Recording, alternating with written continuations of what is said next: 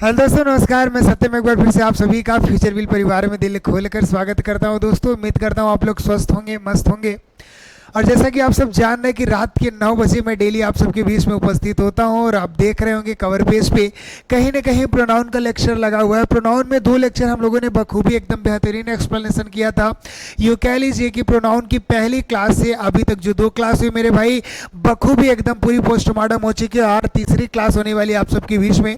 और इस तीसरे क्लास में आप देख पा रहे होंगे कहीं ना कहीं पर्टिकुलर एक रिलेटिव प्रोनाउन के बारे में बताने जा रहा हूँ आपके बीच में, ठीक है ना। एक चीज़ मैं पहले ही बता दूँ, एग्जाम के पॉइंट ऑफ व्यू से आपकी पर्सनल प्रोनाउन और आपकी रिलेटिव प्रोनाउन, ये 2 प्रोनाउन से ज़्यादा प्रश्न बनते हैं मेरे भाई, ठीक है ना। तो यहाँ जो हमारी क्लास होने वाली है वो एकदम फाउंडेशन लेवल पे होने वाली है, एकदम जीरो लेवल पे क्लास होने वाली है भाई। अच्छे तरीके से सारे कंसेप्ट नोट करते जाइएगा।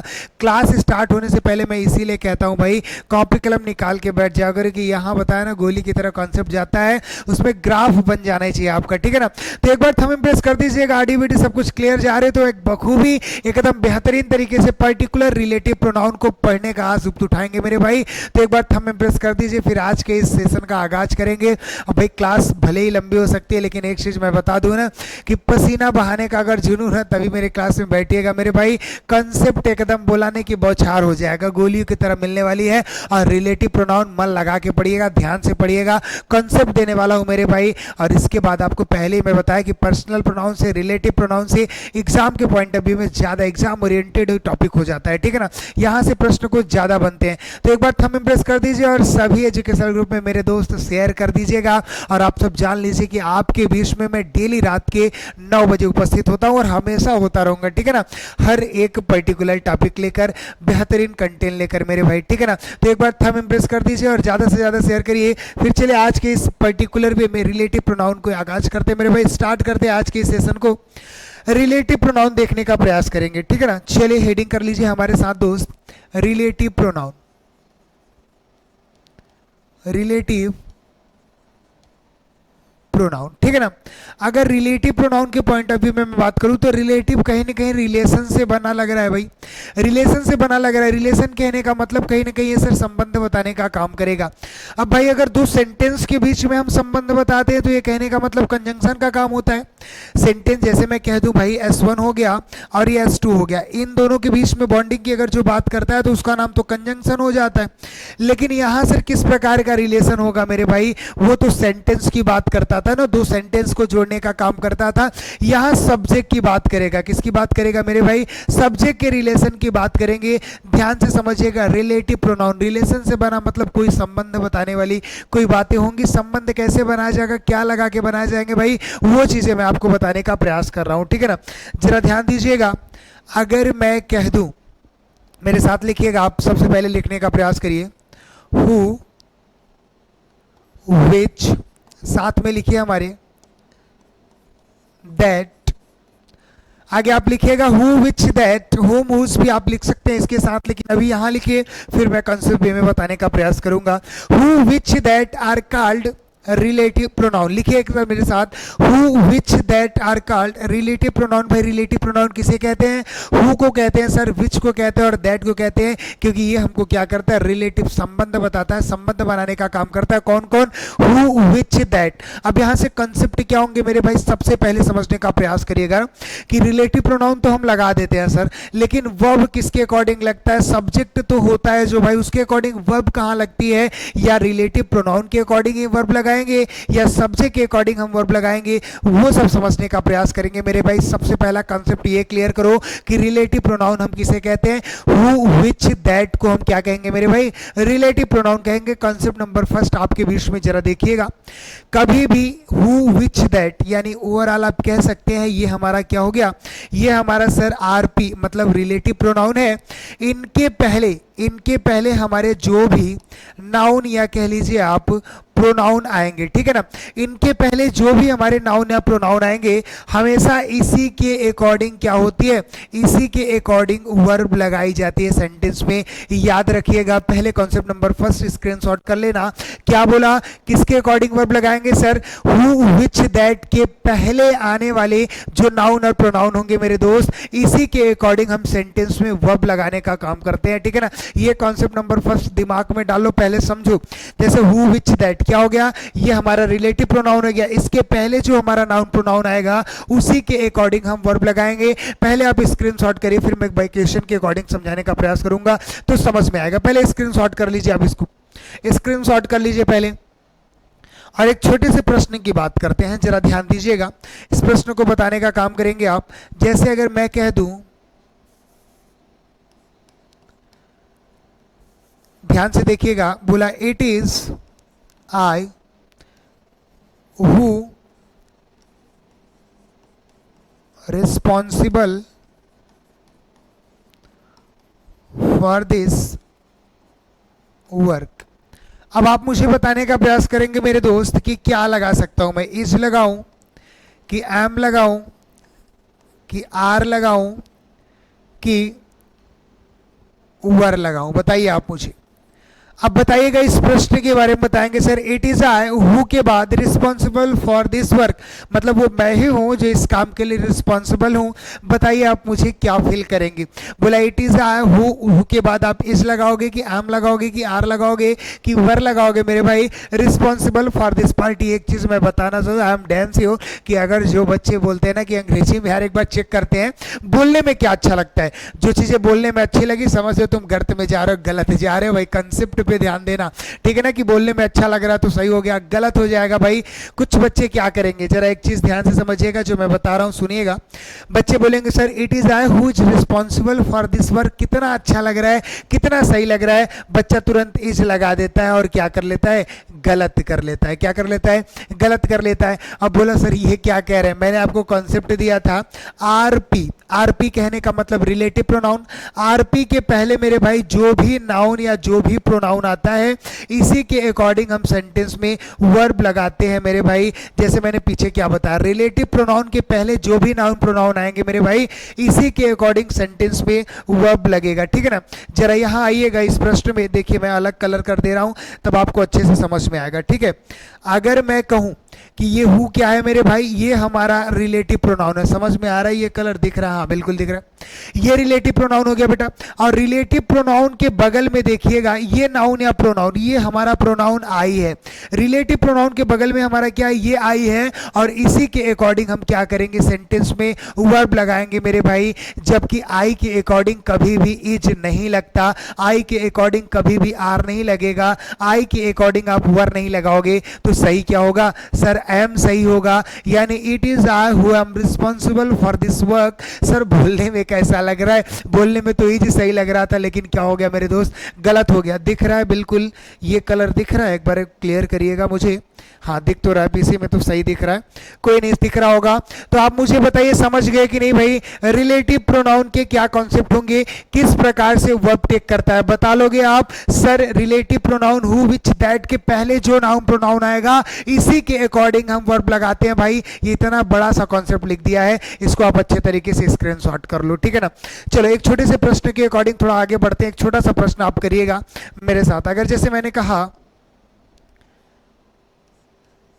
the books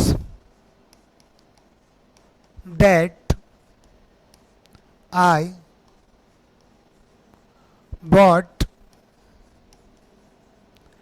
yesterday, the books that I bought yesterday costly। अब आप मुझे बताने का प्रयास करेंगे, मैंने ऑप्शन दिया इज होगा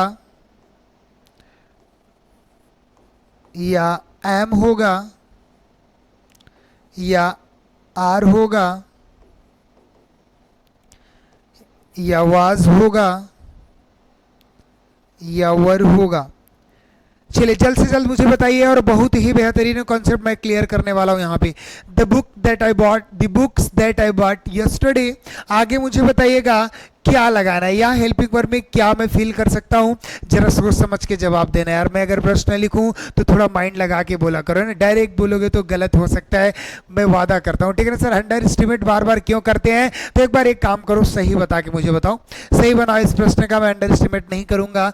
जल्द से जल्द मुझे बताइए, ठीक है ना, जल्द से जल्द कमेंट्स करिएगा। मेरे एक्सप्लेनेशन से पहले आपका जवाब आ जाना चाहिए कि क्या होगा। The books that I bought yesterday, क्या फील करोगे, is am are was were, बताइए जल्द से जल्द।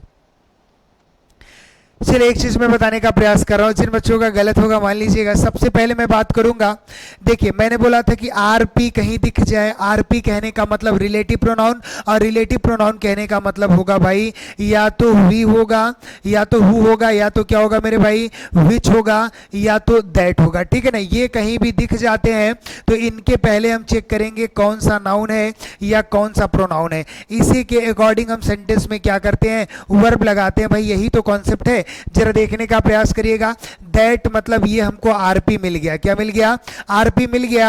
और आरपी के पहले जो मेरा नाउन है वो बुक्स है। क्या है बेटा, बुक्स है। तो बुक्स हमारा क्या हो गया, बुक्स हमारा प्लूरल हो गया, यानी जितने सिंगुलर वर्ब है वो तो पहले ही गलत हो गई। इज और वाज ऐसे भी गलत हो गया। आई एम तब लगता जब ये आई होता तब लगता, मतलब आर और वर्ब बचा है, ये दो प्लूरल है सर। अब बताइए आप आर लगाना चाहेंगे क्योंकि सब्जेक्ट भाई दैट के पहले, रिलेटिव के पहले जो नाउन या प्रोनाउन है, तो यहाँ नाउन हमारा बुक्स है, प्लूरल है, तो यहाँ वर्ब जो आएगा वो प्लूरल ही आएगा।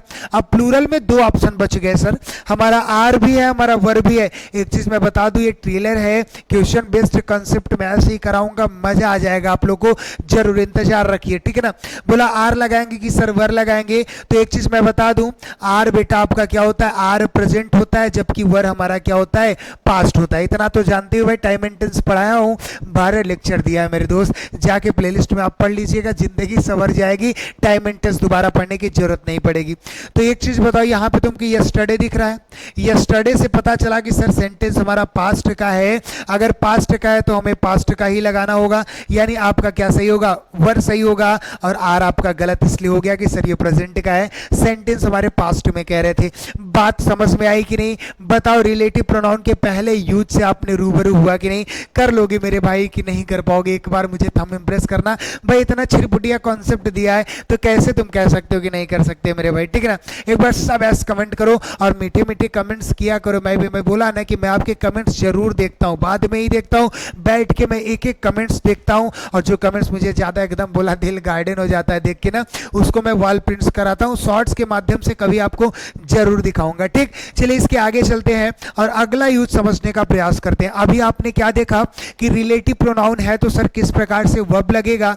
अब क्या होगा, सेंटेंस में आपको रिलेटिव प्रोनाउन ही लगाना है, तो समझेंगे कि सर हु कब लगेगा, विच कब लगेगा, दैट कब लगेगा, ये चीजें आपको समझाने का मैं प्रयास करूंगा बेटा, ठीक है ना। जैसे एक सेंटेंस अगर मैं कह दूं, देखिएगा उसी सेंटेंस में देखिएगा, अगर होता इट इज आई, आगे मैंने बोला who has, who have covered this. अगर ये क्वेश्चन है मेरे भाई तो आप मुझे बताइए, आप हु लगाना पसंद करेंगे कि विच लगाना पसंद करेंगे कि दैट लगाना पसंद करेंगे। अब बोला वो मैं ही हूं जो इसको मैंने कवर्ड किया है, ठीक है ना, कवर किया है, ढका हुआ है, तो आपको समझ में आना चाहिए मैं हूं तो मतलब मैं इंसान हूं, तो इंसान है तो बच्चा क्या कह देता है, सर हु लगाएंगे, विच और दैट नहीं लगाएंगे, ठीक है ना। तो ये कंसेप्ट मैं बताने का प्रयास कर रहा हूं, सिर्फ एक ही ना समझो, नहीं तो आपको दिक्कत हो जाएगी। ठीक, जैसे अगर मैं कह दूं, सबसे पहले लिखने का प्रयास करिए, अगर लिविंग होता है, क्या होता है मेरे भाई, अगर लिविंग होता है तो आप क्या करते हो, सर हु लगाते हो, क्या लगाते हो, हु लगाते हो। अगर मैं कह दूं कि नॉन लिविंग की बात कर दिया, किसकी बात कर दिया मेरे भाई, नॉन लिविंग की बात कर दिया, तो आप क्या लगाते हो, आप तब दैट लगाते हो, ठीक है ना। और अगर मैं बात कर दिया भाई एनिमल की बात कर दिया, किसकी बात कर दिया, अब एनिमल भी भाई लिविंग ही होते हैं, लेकिन एनिमल को अलग से समझना होगा, एनिमल हो गया तो आप क्या करेंगे, विच नामक आप क्या करते हैं, रिलेटिव प्रोनाउन का यूज करते हैं। ये तो हमारा बेसिक फंडा हो गया, बेसिक सारी चीजें हम जान रहे हैं। जैसे मैंने पीछे किया तो आपको देखना होगा, क्या बोला कि सर इट इज आई, आपने क्या किया, हु लगा दिया, क्योंकि आई हमारा क्या है, लिविंग है, इसलिए आपने हु लगाया। जरा पीछे के प्रश्नों में आइएगा, ये बुक्स है भाई, बुक्स क्या होती है, बुक्स आपको पता है नॉन लिविंग बीइंग होती है, इसलिए सर ने आगे क्या लिखा है, दैट लिखा है। बात समझ रहे हो कि नहीं, कॉन्सेप्ट क्लियर है कि नहीं, बताओ। अगर मैंने बोला कि कोई ऐसी चीजें हैं जो लिविंग है तो वहां क्या लगाओगे, रिलेटिव प्रोनाउन, वहां पे सर हु लगाना है। और कोई नॉन लिविंग है तो वहां पे क्या लगाओगे, वहां दैट लगाओगे। अगर मैंने बोला कोई एनिमल है तो वहां क्या लगाओगे, विच लगाओगे। कॉन्सेप्ट क्लियर है, यहां तो इतनी चीजें सर हम रट्टे होते हैं। थोड़ा आगे बढ़ने का प्रयास करते हैं और एक छोटा सा प्रश्न आपको मैं देने का प्रयास कर रहा हूं, जरा उसको बताइएगा। मैंने बोला ही एंड हिज डॉग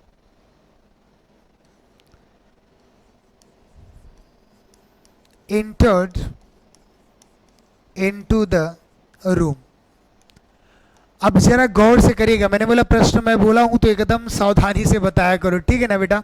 अब आप मुझे बताइए, आप हु लगाएंगे या आप विच लगाएंगे या आप दैट लगाएंगे, जल्द से जल्द बताइएगा। A option, B option, C option, D option में मैं बोल दिया नन ऑफ दिस। तो आप मुझे बताइए इस प्रश्न में बहुत बेहतर कॉन्सेप्ट मिलने वाला है। बोला ही एंड हिज डॉग, उसके बाद आप हु इंटर्ड बोलेंगे या विच इंटर्ड बोलेंगे या दैट इंटर्ड बोलेंगे, क्या आप फिल करना चाहते हैं। He and his dog entered into the room. अब पीछे कॉन्सेप्ट मैंने आपको क्या दिया है कि लिविंग है तो हु लगाएंगे मेरे भाई, नॉन लिविंग है तो दैट लगाएंगे, और एनिमल है तो विच लगाएंगे, ठीक है।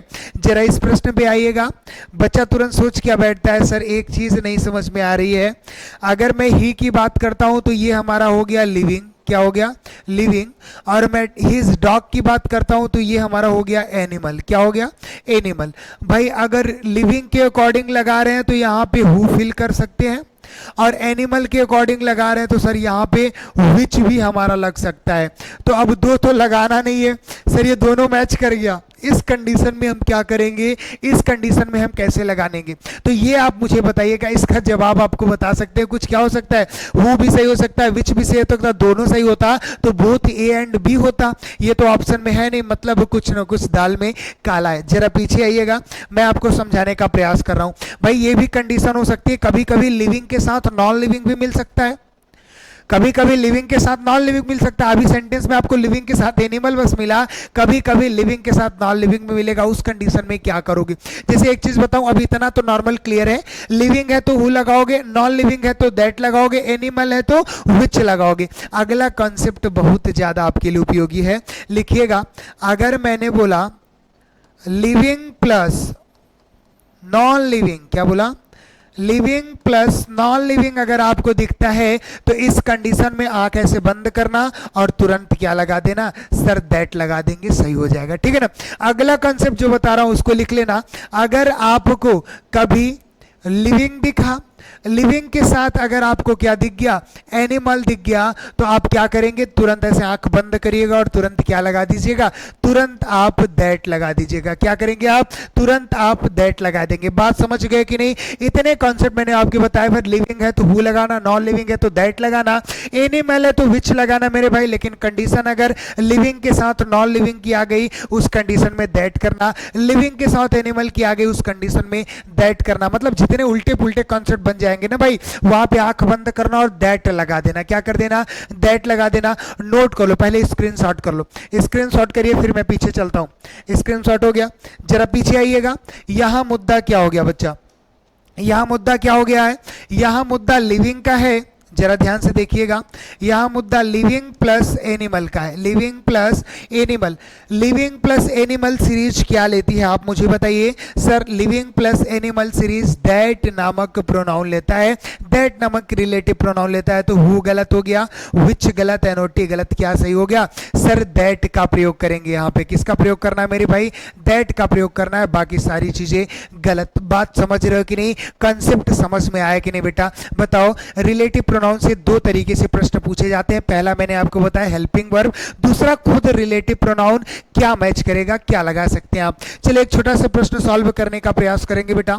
जैसे मैंने बोला, लिखिएगा I have told you all I know. अब आप मुझे बताइएगा इसमें क्या लगा सकते हैं। मैं हु लगा दूं, ए नंबर। बी में आप मुझे बताइएगा विच लगा दूं, सी में बताइएगा कि दैट लगा दूं, या डी नंबर आप जानते हैं सर नन ऑफ दीज। आप मुझे बताइएगा इस प्रश्न से बेहतरीन कंसेप्ट आपको मिलने वाले हैं। I have told you all, उसके बाद आई नो, इसमें क्या लगाना आप पसंद करेंगे? जल्द से जल्द मुझे आप बताइए। एक चीज मैं आपको और बता दूं भाई, ये मैं नमूना बताना चाहता हूं। एक चीज फाउंडेशन आपको मैंने बता दिया कि जीरो लेवल की क्लास रिलेटिव की क्या होने वाली है। आप बने रहिएगा हमारे साथ भाई। जैसे ही मैंने बोला ना, एक एक टॉपिक में पढ़ा के प्लेलिस्ट में डाल दे रहा हूं। अगली प्लेलिस्ट बनने वाली है हर उन टॉपिक के जिनके मैंने फाउंडेशन बता दिए हैं, उनके क्वेश्चन बेस्ड कंसेप्ट की सीरीज आने वाली है, ठीक है ना। वो सीरीज अगर आप देख लेते हो मेरे भाई, मास्टर हो जाओगे उस टॉपिक के, वादा कर रहा हूं। सत्यम सर कभी झूठा वादा नहीं करते, ठीक है ना। तो जो कंसेप्ट मैं यहां बता रहा हूं उसको लिखते रहिएगा हमारे साथ। प्रोनाउन की जब क्वेश्चन बेस्ड कंसेप्ट सीरीज आएगी भाई, तो उसमें एक एक प्रश्न के अकॉर्डिंग हर एक क्वेश्चन से आपको कंसेप्ट मिलेगा। मतलब जितने क्वेश्चन उतने नए कंसेप्ट। बताओ वो टॉपिक कभी आप गलत कर पाओगे? कभी नहीं करोगे, वादा करता हूं। बस स्मार्ट वर्क करो हमारे साथ, एक स्ट्रेटेजी के तहत पढ़ना स्टार्ट कर दो, ठीक है ना। और पढ़ने के अलावा कोई ऑप्शन तो है ही नहीं भाई। पहले ही मैं कहता हूं, किताबों के आगे झुके हुए सर दुनिया में किसी के आगे झुकते नहीं है। सॉल्यूशन एक है कि दिन रात मन लगा के पढ़ाई करते रहो, ठीक है ना। आप बोला सर इसमें क्या लगाओगे? बच्चा तुरंत सोचता है सर आई की बात है, मतलब ये लिविंग हो गया। क्या हो गया? लिविंग हो गया। आंख बंद करता है और तुरंत बोलता है सर क्या लगा दीजिए? हु लगा दीजिए। क्या लगा दीजिए? हु लगा दीजिए। और मैं आपको एक चीज बताना चाहता हूं, जरा ध्यान से देखिएगा। अगर मैं कह दूं, अगर बेटा मैं कह दूं कि I have told you all, उसके बाद आपको हु लगाना होगा। सर हु इसलिए कि आपने पीछे कॉन्सेप्ट बताया। एक चीज मैं बताना चाहता हूं, सारी चीजें आपको बता दूं। देखिए जैसे आपको कभी आल दिख गया, सम दिख गया, फ्यू दिख गया, द फ्यू दिख गया, लिटिल दिख गया, मोस्ट दिख गया, ठीक है ना। या आपको कभी समथिंग दिख गया, नथिंग दिख गया, एवरीथिंग दिख गया, एवरीथिंग दिख गया, एनीथिंग दिख गया, ठीक है ना। ओवरऑल यू कैन से अगर आपको कभी सुपरलेटिव डिग्री दिख गई, क्या दिख गई? सुपरलेटिव डिग्री दिख गई। भाई ये चीज मैं बताना चाहता हूं, जरा ध्यान से देखना। ये चीजें अगर आपको दिखी तो आप क्या करना? आंख बंद करना, तुरंत बोलना सर सेंटेंस में क्या लगेगा? दैट लगेगा। कॉन्सेप्ट मैं रटा रहा हूं आपको, ठीक है ना।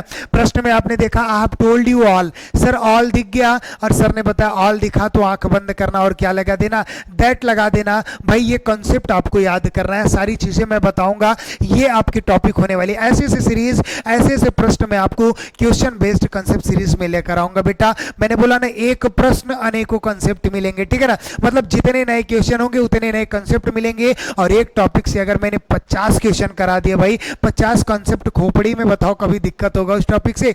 कभी नहीं होगा, वादा करता हूं, ठीक है ना। बताइए दोस्त कोई दिक्कत है? इस रिलेटिव प्रोनाउन की सीरीज से कोई दिक्कत आपको नहीं होने वाली। चलिए अगला प्रोनाउन पढ़ने का प्रयास करते हैं भाई। पर्टिकुलर पहले एक एक पढ़ लूं, फिर क्वेश्चन बेस्ड सीरीज में तो सारी चीजें कवर होने वाली है, एडवांस लेवल की कवर होने वाली है। और किसी भी एग्जाम की अगर आप प्रिपरेशन कर रहे हैं, फाउंडेशन बैच अगर आप देख रहे हैं तो देख रहे हैं फाउंडेशन प्लेलिस्ट, कोई दिक्कत नहीं। लेकिन आपको मैं वादा करता हूं कि आप जरूर क्वेश्चन बेस्ड कंसेप्ट सीरीज देखिएगा, बहुत ही ज्यादा हेल्पफुल होने वाली है आपके लिए, ठीक है ना। मैं बार बार उस बात के लिए क्यों रिक्वेस्ट कर रहा हूं? क्योंकि मैं जानता हूं द बेस्ट सोल्यूशन है मेरे भाई आपके लिए, स्मार्ट स्ट्रेटजी है भाई। अच्छे तरीके से, मैंने बोला ज्यादा मेहनत मत करिए, कंसेप्ट देख के जाइए, उद्धार हो जाएगा, ठीक। चलिए इसी के साथ अगले प्रोनाउन की बात करेंगे मेरे दोस्त। हेडिंग करिएगा रेसिप्रोकल प्रोनाउन,